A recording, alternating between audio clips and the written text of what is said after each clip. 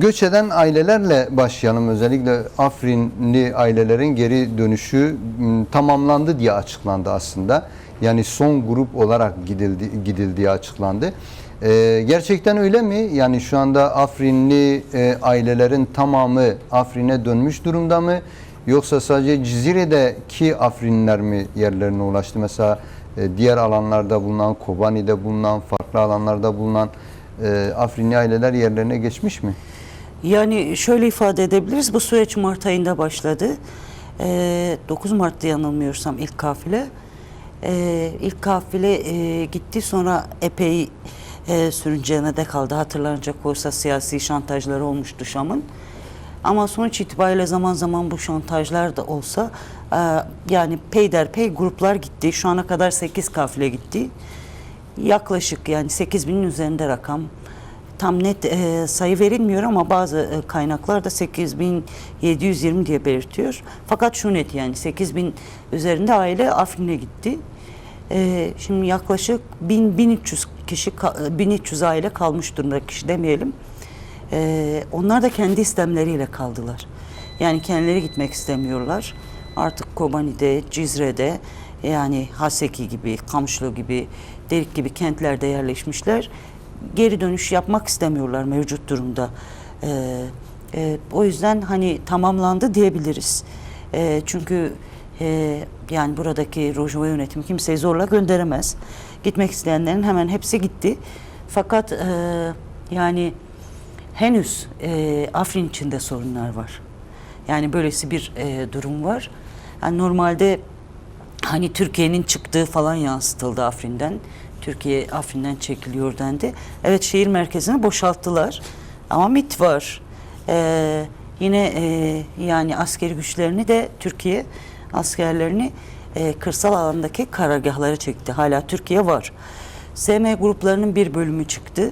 Ama halen SMO grupları, yani şu anda Suriye Geçici Hükümeti Savunma Bakanlığı bünyesinde yer alıyorlar. Sözde SMO feshedildi ama o Türkiye'ye bağlı gruplar halen Afrin'de var. Yerleşimcilerin de bir kısmı çıktı. İşte Guta'dan gelen, Derazor'dan gelen, işte yani Afrin'in işgali ardından İdlib'den, Guta'dan, Derazor'dan, Suriye'nin çeşitli alanlarından Afrin'e taşınan yerleşimcilerin de bir bölümü çıkarıldı ama halen yerleşimciler var. Bunu ifade edelim. Halen mesela mülkiyet konusu çözümlenmiş değil. Yani dönüş yapan Afrinlilerin hala, yani büyük bir kesiminin evleri kendilerine teslim edilmemiş. Bu konuda yani kesin netleşen durumlar var. Hatta bazı çete grupları yani mesela diyelim ki Afrinli bir aile Cizre'den kendi şehrine geri dönmüş, evine girmek istiyor. Ama çete grupları ondan $1000, $2000 gibi paralar istiyorlar evini yani teslim kendi etmek evine için. karşılık olarak. Evet. Birçoğunun evi yağmalanmış, içinde hiçbir şey bırakılmamış, yıkılmış, yakılmış. Böylesi sorunlar var. Halen güvenlik sorunu var. Her ne kadar yani şu anda mesela bir bütünen eskisi gibi değil Afrin. Elbette yani işgalden sonra demokratik özerk yönetim kalmadı. Türkiye'ye bağlı işte sözde yerel bir meclis oluşturdular, işgal meclisi. Şu an o da yok. Afrin mesela Halep valiliğine bağlanmış. HTŞ, SMO güçleri halen var. Halen yani onlara bağlı idari olarak. Asayiş içerisinde Afrin'de kalan Kürt gençlerine yer alanlar da var. Buradan gidenler de asayişte de yer alanlar olacak. Fakat halen güvenlik sorunları bu gruplardan dolayı var. Yani asayişte yer alacak dediğiniz, buradan giden daha önce asayiş üyesi olan Afrinliler orada da iç güvenlik güçlerine entegre olacaklar biçiminde mi yoksa? Orada da yer alacaklar biçimde bir söz var en azından. Yani hani pratikleştiğinde biz bunun sonucunu görürüz ama şu anda böyle bir söz var. En azından belirli sayıda asayişe katılmaları kabul ediliyor. Fakat halen güvenlik sorunu var. Yani HTŞ'nin kendisi hep belli gruplardan oluşuyor, yani birçok gruptan oluşuyor. Onlar da bir güvenlik sorunu. Ama bu Türkiye güdümündeki gruplar çok daha disiplinsiz, talancı, katliamcı, yani hiçbir değer tanımıyorlar. Özellikle Kürt düşmanlığı onlarda çok daha da yoğun. Hani ben HTŞ'de de bu var, bunu reddetmiyorum da ama Türkiye'ye bağlı gruplar bu konuda daha talancı. Türkiye onları biraz böyle geliştirdi. Biraz böylesi bir sistem yarattı. Kürtlere karşı tahrik etti aslında onlar. Kürtlere karşı tahrik etti. Yani Suriye'nin savaş sürecinde yaşadığı yoksulluğu, işte eğitimsizliği kullandı. Kendisine yedek bir ordu devşirdi. Her anlamda kullandı. Böylesi bir sorun, sıkıntı var. Bu anlamda güvenlik sorunları da var. O açıdan Afrin'i hem bizlerin çok iyi takip etmesi gerekiyor, hem de uluslararası kuruluşların gözlemci göndermesi gerekiyor bence. Yani belirli kriterler uygulanmak zorunda.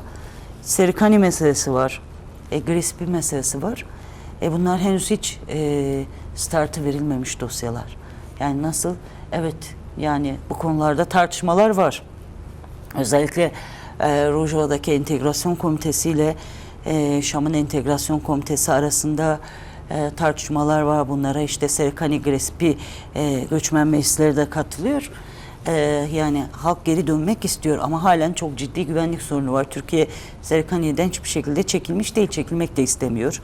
Grupların da çıkmasını istemiyor. En büyük sorun Türkiye bu konuda. Yani mayınlar çok fazla. Köylerden tutalım yollara kadar birçok yerde mayınlar var. Mayınların temizlenmesi çalışmaları başladı. Yani bu konuda görüşmeler sürüyor ama henüz sonuca ulaştırılmış değil. Ayrıca belki programın ilerleyen dakikalarında da tartışırız. İşte mizansen bir seçim yaşanmıştı. Bir seçim tiyatrosu yaşanmıştı. Hem Ekim 2025'te Suriye genelinde 24 Mayıs'ta yanlış hatırlamıyorsam Rojava'da da yapıldı. Baktığın zaman orada da bir kişi atandı Serikani üzerine. Yani seçim falan, zaten seçim yok da dolaylı atama da değil. Doğrudan Jolani tarafından atandı. Artık Serikani'yi Suriye Halk Meclisi'ne teslim etmesi için. O kişi de bölgeden olmayan, aslında sonradan yerleştirilmiş Araplardan, şövenist Araplardan biri. Yani şu an Serikani'deki durum Afrin'den de biraz daha ağır. Zaten Kürtler kalmamış Serikaniye içerisinde. Afrin'de yine kalmıştı yani. Yani 100.000'e yakın Kürt vardı işgalin ilk başladığı süreçte. Böylesi bir durum var. GRSP için de hakeza buna benzer bir durum var. GRSP'de zaten Kürt nüfusu çok azdı. Ağırlıkta Araplar ama mesela yani şunu da belirtelim. Bu savaş sürecinde özellikle bu son savaşta da yani daha öncesinde Türkiye işgalleri sürecinde de böyle olmuştu. Bu son 6 Ocak'ta başlayan çatışmalı süreçlerde de sadece Kürtler göç ettirilmedi.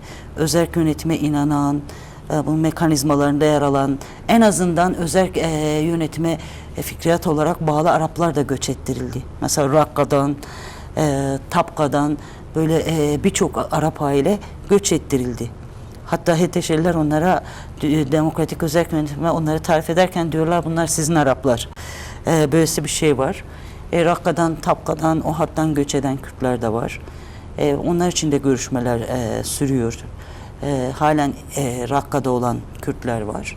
Bunu belirtebiliriz. Genel olarak yani belli aşamalar kat edildi Afrin boyutunda ama diğer dosyalar henüz çözümlenmiş değil. Yani başlangıcı da, startı da verilmiş değil. Evet. Yani anlaşma 29 Ocak Anlaşması'nın maddelerinden biri de özellikle gümrük kapılarının açılması ve bölgenin ticarete açılmasıydı.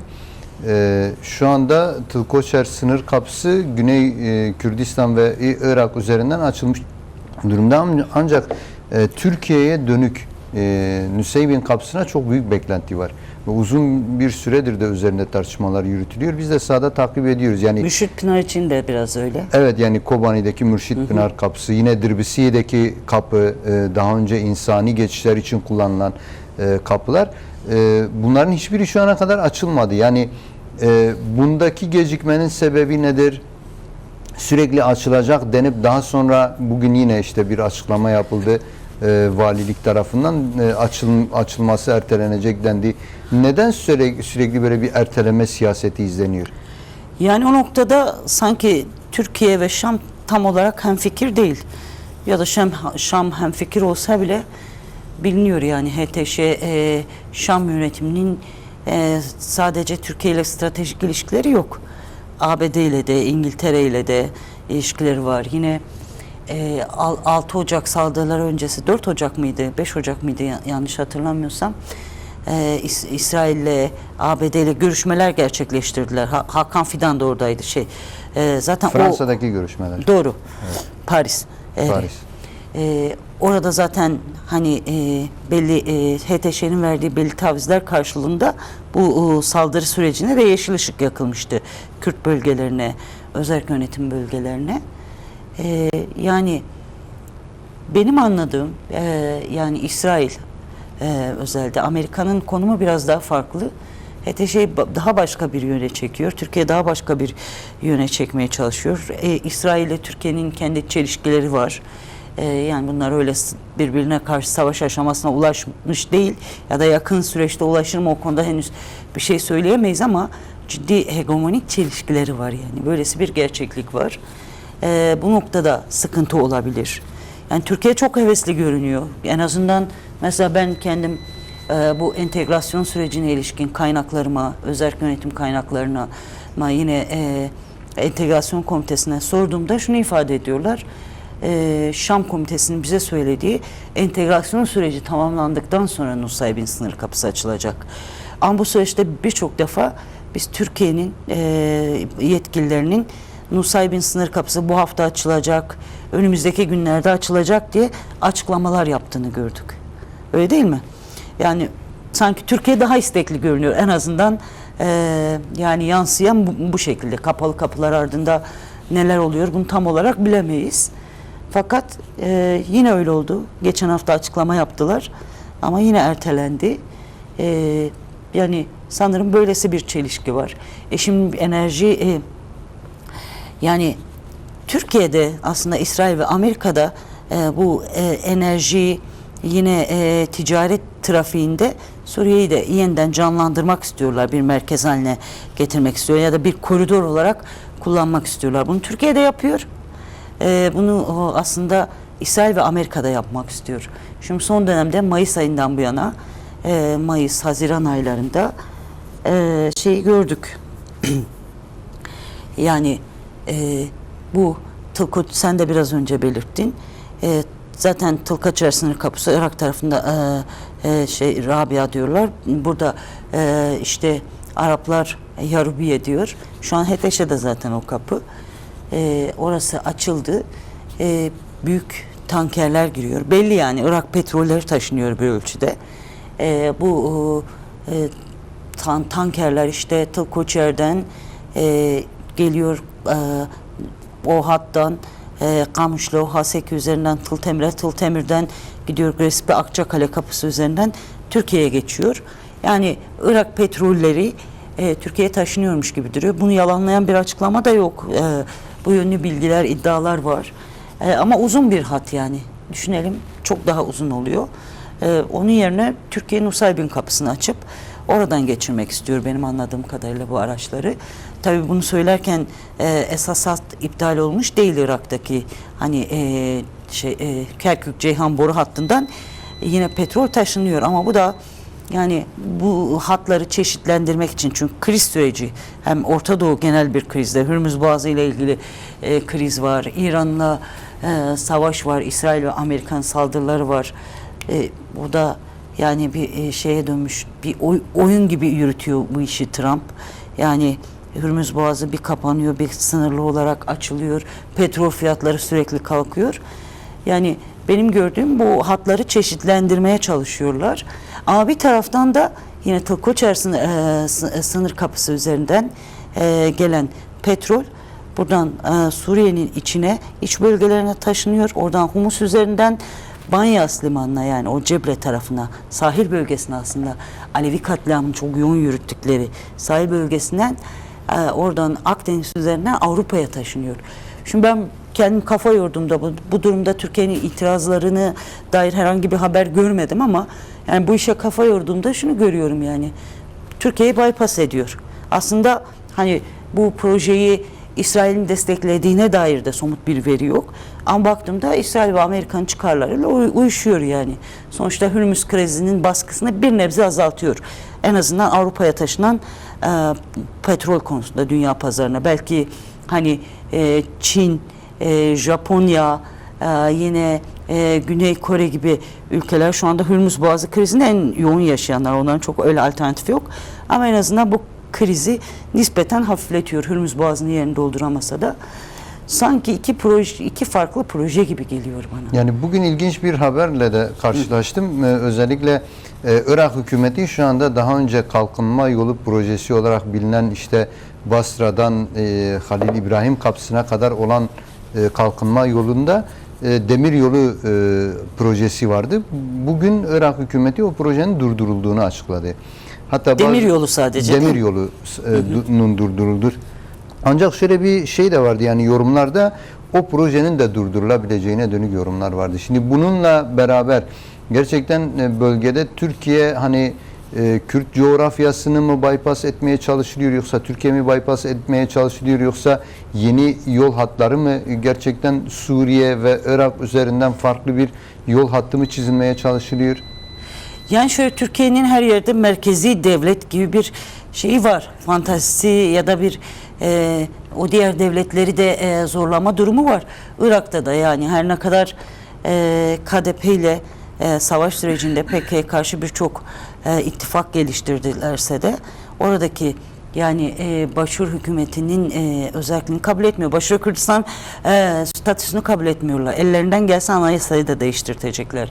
Bu özel yapı, federe yapı statüsünü aslında tasfiye etmek istiyorlar. Bunu Irak'la yapmaya çalışıyorlar. Irak'ı da buna soktular. Irak'ın da böyle istemleri var.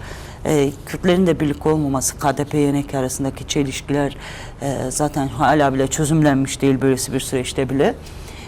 Böylesi bir yaklaşım var. Suriye için de şöyle düşünüyorlar. Şimdi mesela bu hat, evet, Tılkoçer üzerinden Rojava'dan geçiyor, geliyor. Rojava içinden geçiyor. Nusaybin Kamışlı'ya sınır, Rojava'ya sınır ama yani Türkiye'ye göre artık her şey devletin elinde olacak. Devlet dediği kim? HTŞ, Şam yönetimi. Aslında geleneksel bir devlet niteliği bile içerebilmiş durumda değil halen. Yani yönetme kapasitesi, istikrar, şu bu yok Suriye'de. Belki varsa sorularda tartışırsak burayı da böyle düşünüyorlar. Bu anlamda onlara göre işte zaten Tombarak da biliniyor, yani Irak dosyasına da sorumlu yapıldı. Amerika'da bu şeyde Trump yönetimi, Tombarak, işte bu üç dosyayı birbirine bağladılar. Türkiye'de önce o devletlerle ilişki geliştiriyor. Kürtleri arada bypass ediyor ama halen tabii şey var, yani hani İbrahim Halil sınır kapısı üzerinden bir ticaret var. Yine belirttiğim gibi Kerkük, Ceyhan boru hattı Fişhabur'un o taraftan geçiyor. Ama tabii o da Kürtlerden çıkıp Irak'a bağlandı, biliniyor.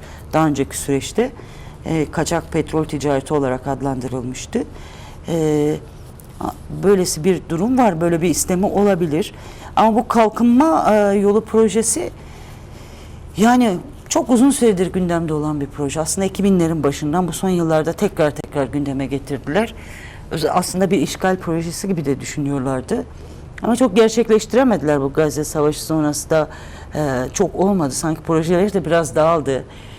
Çin'in kuşak yol projesiyle bağlantılı bir proje olarak düşünüyorlardı. Hani Çin'e bağlı bir proje diyemeyiz ama bununla bağlantılı işte Basra Körfezi'nden gelecek artık petroldür, diğer ürünlerdir. Fav Limanı üzerinden Irak'a, Basra kentine, oradan işte Bağdat, oradan hat boyunca geliyor Tigrit, hatta Şengal'e çok yakın bir mesafeden geçiyor. Musul üzerinden.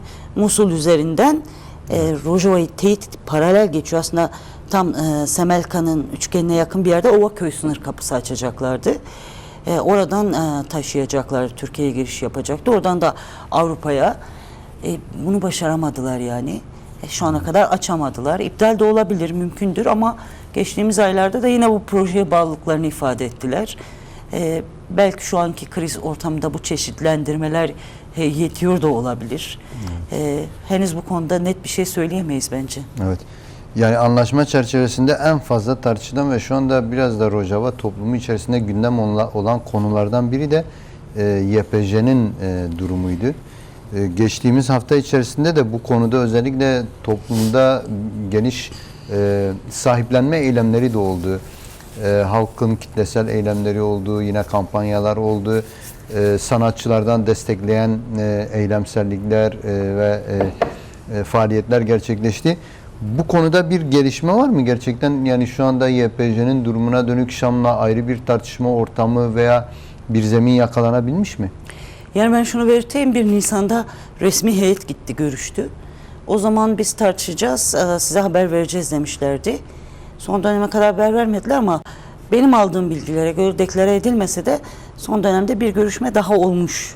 Henüz bu deklare edilmemiş ama Şam hiçbir şekilde YPJ'nin yani KSD gibi entegrasyon derken hani YPJ'nin gidip Suriye ordusu içerisinde bilmiyorum Şam'da şurada burada bu aslında orada olmayan disiplinli gerçekten uluslararası kriterlere uygun olmayan çete grubunun yanında konumlanma gibi bir derdi yok yani öyle anlaşılmasın. YPJ resmileşmek istiyor. Suriye Savunma Bakanlığı'na bağlanmak istiyor. Kendi bölgesinde bir kadın askeri birliği olarak kadınların kendi toprağının güvenliğini sağlayan bir birlik olarak yer almak istiyor. Yani ama bu kabul edilmemiş. Şam şunu söylüyor. Suriye ordusunda ne bireysel ne örgütlü kadınlar yer alamaz. Böyle bir şey yok. İç güvenlik güçleri içerisinde yer alın. Tabi bu kabul edilen bir şey değil. Yani kadınlar elbette iç güvenlik güçleri içerisinde yer alır. İç güvenlik güçlerinin kendi komutanlığı var. Kadınlar iç güvenlik güçleri içerisinde de özgün örgütlülüklere sahipler. Zaten Rojava'nın her yerinde kadınlar, Kuzeydoğu Suriye'nin her yerinde kendi özgün örgütlülüklerine sahiplerdi. Ama şimdi YPJ gerçekten Kuzey ve Doğu Suriyeli Rojavalı kadınların bir kazanımıdır. Aslında sadece Rojavalı kadınların bir kazanımı da olmayı aşmış bir durumdur ya. Yani bütün o DAEŞ'e karşı mücadele sürecinde Kürdistan her yerinden kadınlar geldi, YPJ'ye katıldı, internasyonel kadınlar geldi, YPJ'ye katıldılar. Aslında hem Kürt kadınlarının hem bölge, dünya kadınlarının da ortak bir kazanımıdır. Bu anlamda bu kazanımı terk etmeyecek yani Rojavalı kadınlar. Hamle zaten bu temelde başlamıştı. 26 Nisan'da başlatıldı. Halen de devam ediyor. Bir ayla sınırlandırılacaktı ama bu süreç devam ediyor.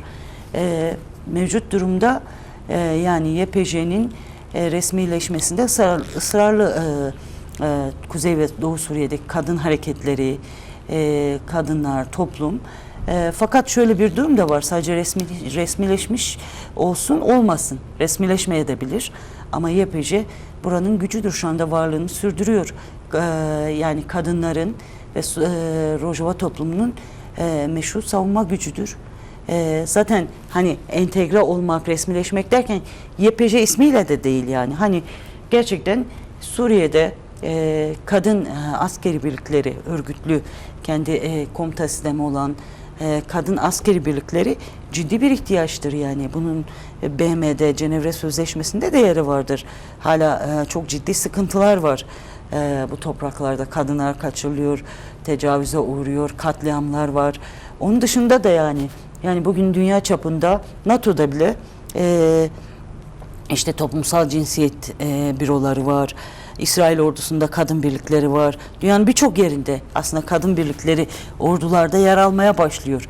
Neden yani Suriye'de olmasın? Yani kadınlar şunu söyleyelim. Kadınlar güvenliklerini ister eşi olur, ister babası olur, ister kardeşi olur. Erkeklere bırakmak istemiyorlar. Çünkü ciddi anlamda DAEŞ sürecini yaşadılar. Şengal'de kadınlar kaçırıldı, köleleştirildi. Satıldı, evet. Kim koruyabildi onları? Yani bu anlamda kadınlar kendi güvenliğini sağlamak istiyor ve aynı zamanda bu aslında Suriye'ye de katacak. Yani gerçekten Suriye'nin modern, gerçekten disiplinli, gerçekten uluslararası kriterlere, insan haklarına uygun bir Suriye ordusunun yapılanmasında böyle bir kadın birliğinin kabulü önemli rol oynayabilir. Ama Şam bu noktada ısrarlı mevcut ideolojik ve siyasi dayatması sürüyor. Türkiye'de hakeza tabii bu işin içinde. Tek başına Şam değil. Böylesi bir durum var. Peki bu noktada özellikle yani eğer ki kabul edilmezse hani belirttiniz ya yani Şam hükümeti bu konuda gerçekten ısrarcı kendince bir Yani kendince kırmızı bir çizgi olarak görüyor bu durumu. Buna karşı YPJ'nin veya kadın hareketinin alternatif bir planı nedir? Ama Şam'ın kırmızı çizgisi olabilir de Rojava ve kadınların da kırmızı çizgisi. Onu da bilelim yani. Şimdi alternatif bir plan bilemiyorum ama yani ben mesela YPJ komutanlarının, genel komutanlarının değerlendirmelerinden yola çıkarak geçenlerde Roylat Afrin'de Kamşlo Haseki'de gerçekleştirilen yürüyüşe katılmıştı. Orada belirtiyordu. Resmileşmiş veya resmileşmemiş. Biz bu toprakların, buradaki kadınların savunma gücüyüz. Meşru savunma. Meşru gücü. savunma gücüdür. Evet. Meşrudur yani meşruiyetini de savaş meydanlarında elde etmiştir. Hem de bu meşruiyet öyle sadece Suriye çapında, Kürtler çapında değil yani tüm dünya çapında böyledir. Saraylarda konuk edildi YPJ komutanları. Elize Sarayı'na gittiler. Birçok yerde görüşmeler yaptılar. Böylesi bir durum var. Şu an YPJ güçleri sahada var. Yani askeri entegrasyon kısmında halen hani yani ilerleyen konular da var ama halen sorunlar da var. Mesela Haseki vilayetinde 3 Tugay oluşturulmuştu. 60. Tümen'e bağlanmıştı. Bu Tugayların sayısı çok az ama bu Tugaylar içerisinde kadın birlikleri de var. Yani YPJ varlığını koruyor. Yani çünkü zaten entegre olursa da resmileşirse de kendi bölgesinde resmileşecek. Gidip herhalde Şam'da görev yapmayacak yani. Böyle bir istemi de yok. Bu anlamda sahada varlığını sürdürüyor. Kendileri de şunu belirtiyorlar. İlle bu Tugaylar içerisinde özgün tavırlar olmak zorunda değil. Diyor ki eğer Şam bunu kabul etmiyorsa biz kendimize ayrı bir noktada yani şehir içinde, şehre yakın bir yerde ayrı bir Tugay olarak da kalabiliriz. İlle oluşmuş genel karma Tugayların içinde kalmak zorunda değiliz. Yani genel orduya katılmadan ayrı bir birim olarak. Yani genel orduya bağlı ama mevcut yer karma almalı. Tugayların içinde ayrı tabur olarak değil. Bu da olabilir. Ama gerekirse ayrı bir Tugay olarak da, bir kadın Tugay olarak da ayrı bir yerde de kalabiliriz diyorlar Rojava içinde. Yani böylesi şeyler de var. Evet. Bunu biliyorum. Hani diğer başka alternatifler var mı bilmiyorum. Bu konuda ısrarlı olacaklar. Sadece onlar değil, tüm kadın hareketleri, kadınlar, toplum bu konuda ısrarlı. Kırmızı çizgisi. Evet.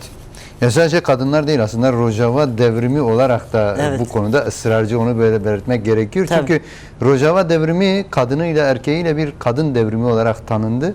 Onun üzerinden kendini geliştirdi ve YPJ'ye sahip çıkmak da bütün Rojava'nın boynunda bir borçtur diyebiliriz aslında. Toplumsal bir dönüşüm yaşandı. Evet, evet. Şimdi diğer bir konu aslında parlamentonun açılışı ve anayasa çalışmalarıydı. Şimdi bu konuda geçen hafta ayın 8'inde veya 9'unda parlamentonun açılması bekleniyordu. Öyle bir haber vardı en azından. Fakat gerçekleşmedi. Yine bir anayasa komisyonu oluşturulup anayasa üzerinde tartışmaların yürütülmesi bekleniyordu. Bu komisyon içerisinde özerk yönetimden görevlendirilmiş hukukçular da yer alacaktı. Ama bu çalışmalar ve parlamentonun açılması habire geciktiriliyor. Bu neye işarettir? Neden geciktiriliyor? Daha önce bildirilmiş yani açıklanmış bir yol haritası vardı. 4 yıllık bir süreç içerisinde işte parlamento oluşturulacak, anayasa oluşturulacak. 1,5 yılı geçmesine rağmen bu konuda çok ciddi somut adımlar atılmıyor. Neden bu kadar gecikiyor? Yani aslında şunu belirteyim. Yani iki farklı Suriye anlayışı var. Yani Şam HTŞ yönetimi bugün uluslararası güçler tarafından Suriye geçici hükümeti olarak meşrulaştırmaya çalışılıyor ama meşru değil aslında. Halk iradesiyle belirlenmedi. Evet savaşlarla, katliamlarla, savaş tehditleriyle belli bir hani süreç içerisine girildi ama bir meşruiyeti yok ve Suriye'yi aslında merkeziyetçi, iktidarcı, cinsiyetçi, dinci, milliyetçi temelde yani devlet kurumlarından kamusal alana hatta topluma kadar yeniden dizayn etmek istiyorlar. Bunu da başaramıyorlar çünkü kabul görmüyorlar, meşru değiller. İşte hem o baskıyı kullanıyor. Hem uluslararası güçler kendi çıkarları doğrultusunda mevcut sistem içerisinde onlara bir meşruiyet bahşediyor. Bu yani çeşitli güçlerle görüşerek, tavizler vererek hatta Suriye haritasından işte Golan Tepelerinin çıkarılmasına kadar. Bir diğer konu toplumlar üzerine baskı, savaş tehdidi, katliamlarla bazı şeyleri yürütmeye çalışıyor. O da olmuyor. İşte bu senin belirttiğin mizansen seçim tiyatrosuyla aslında 1/3 direkt atama, 2/3 dolaylı atamayla yeniden işte halk meclisini sözde şekillendiriyorlar.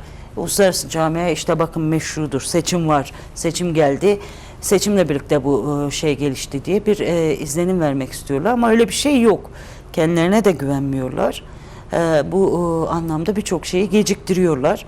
Parlamentonun 8 Haziran'da açılışının yapılacağı ifade edilmişti. Bazı kaynaklar yani en azından Arap basını şey diyor, daha şara diyor ataması gereken kişileri belirlememiş, ondan geciktirilmiş diyor. Böyle bir durumdan söz ediliyor ama tam net olarak bilinmiyor. Fakat Anayasa Komisyonu onu da geciktiriyorlar. Aslında mesela 29 Ocak Anlaşması sonrası gelişecek süreç sadece oturup bu her iki entegrasyon komitesinin tartışması şeklinde gelişecek bir mücadele değil. Bu da bir parçası. Ama bir diğer boyutu toplumsal mücadele, anayasanın yeniden demokratik bir anayasanın hazırlanması, bu hazırlanma sürecinin de tabii ki demokratik temelde belirlenmesi gerekiyor. Aslında benim anladığım Şam buna çok yanaşmıyor, Türkiye'de yanaşmıyor. Kendilerince 13 Mart'ta tam da o Türkiye Savaş Heyeti'nin geldiği gün bir anayasa taslağı çıkardılar. Daha önce hazırlamışlardı. Jolani Anayasa onayladı. bildirgesi. 13 Mart'tı sanki. Evet. Onu imzaladı. Yani o da baktığında aslında Boğaz Anayasası'ndan bile daha geride yani. Boğaz Anayasası'nda en azından yani demokrasi kavramı vardı, bunda o yok. İslam Sivil toplum kavramını mevcut geçmiş anayasadan çıkarıp o şekilde bildirgeye koymuşlar. Sivil toplum yok onlarda. Yok, siyasi partiler mesela siyasi partilere atıf var anayasalarında ama siyasi partiler yasası yok. Yani mevcut durumda eski yasalara göre aslında şeyi yapmaya çalışıyorlar. Suriye'deki yasamayı yargı böyle işletmeye çalışıyorlar. Ama yani mevcut durumda belirttiğim gibi bu eskisinden de daha geri bir sistem. Çok ondan da taviz vermek istemiyorlar bence. O süreci geciktiriyorlar, zamana oynuyorlar. Mesela bu entegrasyon süreci de aslında ben de tamam hani çok hızlı geliştirilmesi taraftarı olan birisi değilim yani. 1 ayda 2 ayda bitecek bir süreç değil bu süreç. Yani Demokratik Özerk Yönetim Rojava cephesinde oturup tartışması, gerçekten ciddi anlamda projelerin olması, bunları müzakere etmesi, tartışması gereken bir süreç ama Şam çok fazla zamana yaydı. Yani bakalım 5 aylık süreçte sadece 4 müdüriyete entegre olmuş. Onların da bazı başlıkları zaten henüz çözümlenmiş değil. Yani mesela eğitim konusunda, ana dilde eğitim konusu çözümlenmiş değil. Yani Rojava, Kürtler ana dilde eğitimde Kürtçenin resmileşmesinde kararlı. Zaten en sağlıklı olan, gerçekten uluslararası kriterlere uygun olan da bu. Böyle bir durum var.